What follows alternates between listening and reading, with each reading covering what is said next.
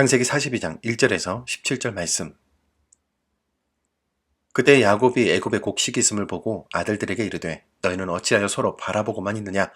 야곱이 또 이르되 내가 들은즉 저 애굽에 곡식이 있다 하니 너희는 그리로 가서 거기서 우리를 위하여 사오라.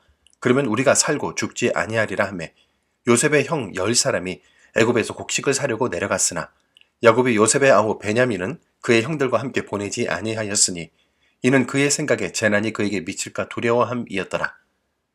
이스라엘의 아들들이 양식을 사러 간 자 중에 있으니 가나안 땅에 기근이 있음이라. 때에 요셉이 나라의 총리로서 그 땅 모든 백성에게 곡식을 팔더니 요셉의 형들이 와서 그 앞에서 땅에 엎드려 절하매 요셉이 보고 형들인 줄 아나 모르는 체하고 엄한 소리로 그들에게 말하여 이르되 너희가 어디서 왔느냐. 그들이 이르되 곡물을 사려고 가나안에서 왔나이다.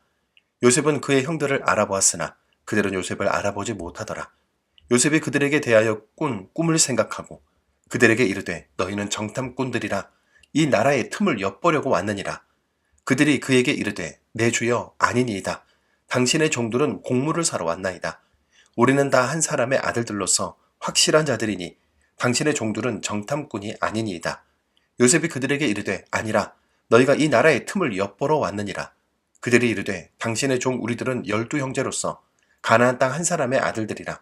막내 아들은 오늘 아버지와 함께 있고 또 하나는 없어졌나이다. 요셉이 그들에게 이르되 내가 너희에게 이르기를 너희는 정탐꾼들이라 한 말이 이것이니라. 너희는 이같이 하여 너희 진실함을 증명할 것이나 바로의 생명으로 맹세하노니 너희 막내 아우가 여기 오지 아니하면 너희가 여기서 나가지 못하리라. 너희 중 하나를 보내어 너희 아우를 데려오게 하고 너희는 갇혀 있으라. 내가 너희의 말을 시험하여 너희 중에 진실이 있는지 보리라.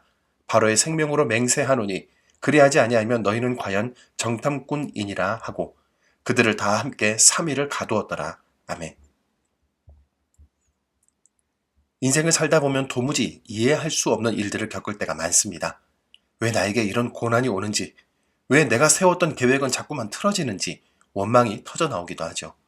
하지만 시간이 흘러 어느 결정적인 순간에 뒤를 돌아보면 그 흩어져 있던 아픈 조각들이 하나의 거대한 그림을 완성하고 있음을 깨닫게 됩니다.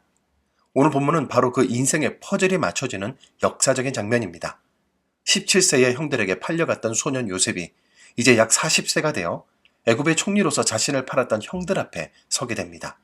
이 20년의 세월을 뛰어넘은 이 만남 속에 담긴 하나님의 주권을 함께 묵상해 보고자 합니다.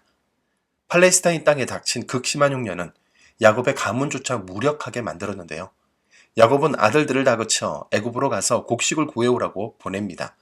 그런데 여기서 우리는 야곱의 여전한 아픔과 편애를 볼 수 있죠. 요셉의 친동생 베냐민만은 재난이 미칠까 두려워 자기 곁에 남겨둔 겁니다.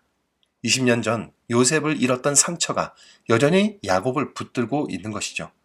형들은 아버지가 요셉을 잃고 얼마나 고통스러워했는지를 20년 내내 곁에서 지켜보며 죄책감 속에 살았을 겁니다. 그러니 베냐민을 편애하는 아버지와 베냐민에게 어떤 적대감도 갖지 않았죠. 형들은 지금 자신들이 만나러 가는 사람이 바로 자기들이 주기로 했던 동생 요셉이라는 사실을 꿈에도 몰랐는데요. 인생은 이처럼 한치 앞을 알 수 없기에 우리는 늘 하나님 앞에 겸손해야 합니다. 내가 오늘 심은 미움이 언제 어떤 모습으로 내게 돌아올지 모르기 때문입니다. 드디어 형들이 요셉 앞에 서게 되었는데 요셉이 그들을 보는 순간 그들에 대하여 꾼 꿈을 생각했다고 기록합니다. 여기서 생각했다는 말이 참 중요합니다. 만약 요셉이 꿈이 아닌 자신이 당한 고통만을 생각했다면 그 자리는 피비린내 나는 복수의 현장이 되었을 겁니다. 하지만 요셉은 이 상황을 하나님의 경륜으로 읽어냈습니다. 아, 하나님이 이 일을 이루시려고 나를 먼저 보내셨구나. 요셉은 이렇게 고난의 과거를 하나님의 관점으로 해석할 줄 아는 성숙함이 있었던 것이죠. 요셉은 형들을 정탐꾼으로 몰아세우며 엄하게 다루었는데 3일 동안 감옥에 가뒀습니다. 왜 이런 번거로운 연극을 할까요? 요셉은 지금 두 가지를 확인하고 싶었습니다. 첫째는 자신의 친동생 베냐민이 살아있는지, 혹시 형들이 요셉에게 그랬던 것처럼 베냐민에게도 해를 끼치지는 않았는지 확인하려 했습니다. 둘째는 형들의 변화입니다. 20년 전에 그 사악하고 질투 어린 마음이 이제는 회개와 형제애로 바뀌었는지를 테스트하는 과정이었죠. 진정한 용서는 단순히 과거를 모른 척하고 덮는 것만이 아니라 관계가 온전하게 회복되는 것까지 나아가야 하지 않겠습니까? 요셉의 이런 엄함은 형들을 향한 사랑에 매였고 그들을 진정한 하나님 나라의 가족으로 다시 세우기 위한 하나님의 거룩한 설계이기도 했습니다. 하나님은 지금도 내 삶을 통해 하나님의 그 경륜을 이뤄가고 계십니다. 그렇다면 복수의 칼날을 가는 세상의 방식이 아니라 하나님의 큰 그림을 신뢰하며 용서와 회복의 길을 걷는 성숙한 그리스도인이 되어야 하지 않겠습니까? 그 성숙함을 바탕으로 하나님은 결국 우리 모두의 눈물을 기쁨의 찬양으로 바꾸어 주실 것입니다.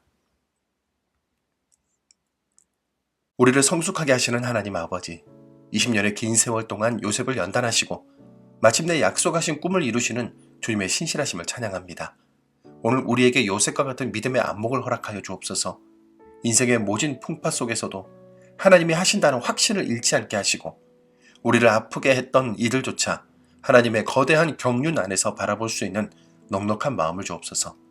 우리 가정이 서로의 상처를 보듬고 진정으로 화해하는 복된 공동체가 되기 원합니다.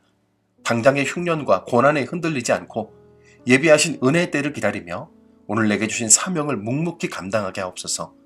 우리 인생의 모든 조각을 맞추어 선을 이루실 주님을 신뢰하며 승리의 길을 걷게 하여 주옵소서. 예수님의 이름으로 기도드립니다. 아멘.